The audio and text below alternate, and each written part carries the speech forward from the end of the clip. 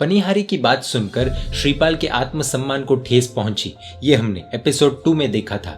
श्रीपाल को लगा कि ससुर जी के यहाँ ज्यादा रहना योग्य नहीं है। इस तरह के विचार करने लगे और इस कारण से श्रीपाल की नींद भी उड़ चुकी थी। भोजन नीरस लगने लगा था। ससुर जी के यहाँ रहना ये बात श्रीपाल को अब चुभने लगी थी। इसके आगे क्या होता है, आइए जानने का प्रयास करते हैं। तो प्रस्तुत है श्रीपाल राजा और मैना सुंदरी की कथा का एपिसोड 3। श्रीपाल ने मैना सुंदरी से बात की और कहा कि मुझे देश विदेश जाकर अलग अलग अनुभव लेने हैं, नई नई चीजों को जानना है और अपने ही सत्व से लक्ष्मी जी और सैन्य बल इकट्ठा करनी है एवं खुद के पिता का राज्य यानी अजित सेन के पास से वह राज्य भी फिर से लेना है। मैना ने कहा कि मैं छाया की तरह आपके साथ रहूंगी, आपका विरह मुझसे सहन नहीं होगा। तब श्रीपाल ने उन्हें समझाया कि जिस तरह संयम मार्ग पर जाने वाले के लिए अपने स्वजन की याद भी उनकी प्रगति में बाधा स्वरूप होती है, उसी तरह आप यदि साथ आओगे तो मेरे मार्ग में बाधा आएगी। और उन्हें प्रेम से समझाया कि आप यहाँ पर रहकर मेरी माता की सेवा करना और आप अपना भी ध्यान रखना। मैना ने अपने स्वामी की आज्ञा को शिरोधार्य किया। सासुमां ससुर जी और मैना ने खुशी खुशी श्रीपाल को रजा दी और उस समय श्रीपाल की सासुमां ने यानी रूप सुंदरी ने जमाई श्रीपाल को कुछ नियम दिए। नंबर 1, झूठ नहीं बोलना। नंबर 2, हिंसा नहीं करनी। नंबर 3, दूसरों की वस्तु मूल्य के बिना नहीं लेनी। नंबर 4, परस्त्री का संग नहीं करना यानी बिना विवाह के किसी के संग संबंध नहीं जोड़ना। नंबर 5, जरूरत से ज्यादा संग्रह नहीं करना। और फिर महल से निकलते वक्त मैना सुंदरी ने याद दिलाया कि नवपत जी की आराधना को भूलना नहीं, सिद्ध चक्र जी हमेशा आपकी सहाय करेंगे।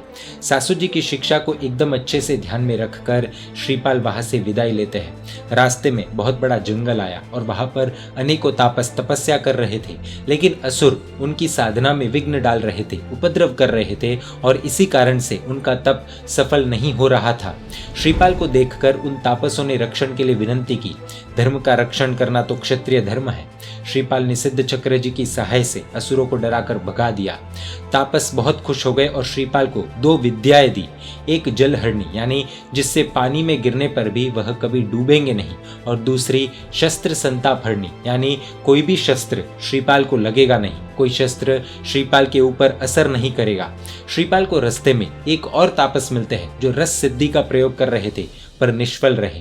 फिर श्रीपाल की नजर पड़ते ही वे सफल हो गए। इसीलिए तापस ने खुश होकर श्रीपाल को सोना भेंट दिया, पर उन्होंने कहा कि मुझे कुछ नहीं चाहिए, ये तो मुझ पर सिद्ध चक्र जी की कृपा है, इसीलिए सब कार्य हो रहे हैं।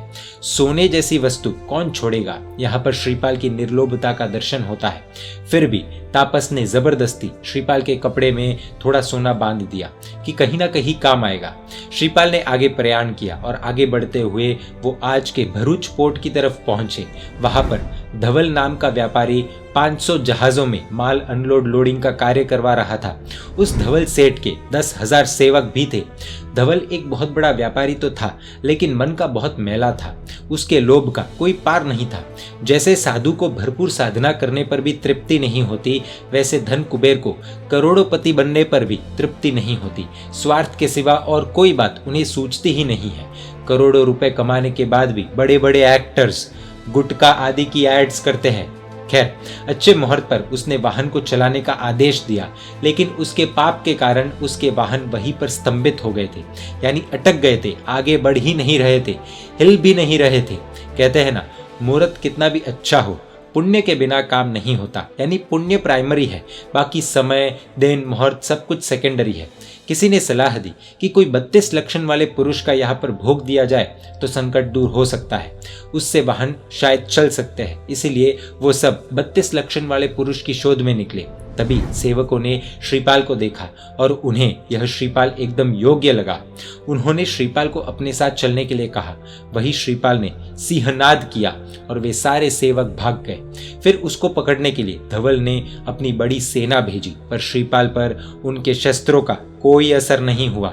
धवल को लगा कि यह कोई सामान्य व्यक्ति नहीं, इसीलिए श्रीपाल से विनंती की कि वह उसके वाहन छुड़ाने में मदद करे। श्रीपाल सारी बात को समझ गया। उसके मन में तो नवपत जी की आराधना शुरू हो चुकी थी और तभी चमत्कार हुआ। थोड़ी ही देर में हवा का झोंका आया और वाहन पानी में हिलने लगे और गति करने लगे। धवल सेठ ने श्रीपाल से क्षमा मांगी और धवल को लगा कि ऐसा पराक्रमी पुरुष यदि पूरी यात्रा में साथ हो तो सरलता होगी। श्रीपाल तो परोपकारी था और देश विदेश को देखने के लिए जाने के लिए तैयार ही था, इसीलिए उन्होंने धवल सेठ को साथ में रहने के लिए हाँ कर दी और बदले में 1 लाख सोना मोहर ली। वाहन आगे चलते चलते कितने ही दिवसों के बाद बब्बर कुल के पोर्ट पर पहुंचे। वहां पर महाकाल नामक राजा राज्य करता था। धवल ने अपने सारे वाहन को वहीं पर व्यापार करने के लिए रोका। वहां के राजा के सेवकों ने आकर कहा कि नियम और कायदे के अनुसार एक राशि देनी होगी, यानी टैक्स देना होगा, तो ही वहां पर व्यापार करने देंगे। लेकिन धवल सेठ तो लोभी था। वह इतना कंजूस था कि टैक्स देने के लिए ना कर दी और आए हुए सेवकों को मारकर वहां से निकल गया। राजा महाकाल को ये बातें पता चली, उसे बहुत गुस्सा आया। उसने एक बहुत बड़ी सेना को धवल सेठ के ऊपर आक्रमण करने के लिए भेज दी। धवल सेठ के बहुत सारे सेवक जान बचाने के लिए भागने लगे और महाकाल के सेवकों ने धवल सेठ को पकड़कर उल्टा लटका दिया। सेठ ने रोते रोते श्रीपाल से कहा कि इसमें से आप मुझे अगर बचा लो तो आधे वाहन मैं आपको दे दूंगा। श्रीपाल ने फिर धवल सेठ को शिक्षा दी कि जिस राज्य में हम जाते हैं वहां के नियमों का पालन करना ही होता है। श्रीपाल ने फिर उन सब का सामना किया और धवल सेठ को छुड़ाया। महाकाल राजा श्रीपाल के रूप, लक्षण एवं पराक्रम को देखकर आदर सत्कार पूर्वक श्रीपाल को अपने महल में लेकर गए और अपनी कन्या यानी अपनी बेटी मदन सेना का श्रीपाल के साथ विवाह कराया और बहुत सारे उपहार भी दिए। अंत में आनंद पूर्वक उनको वहां से विदा किया।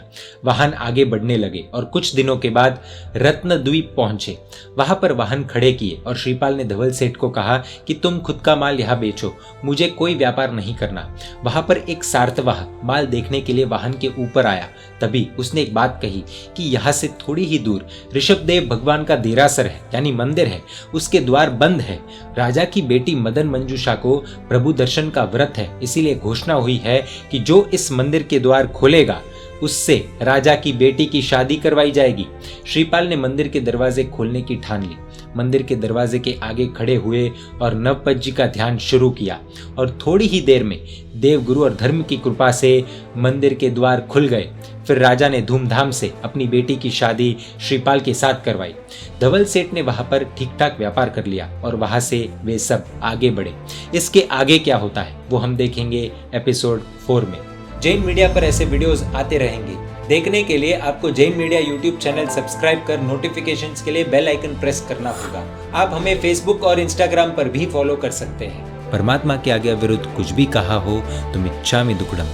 जय जिन शासन, जय महावीर।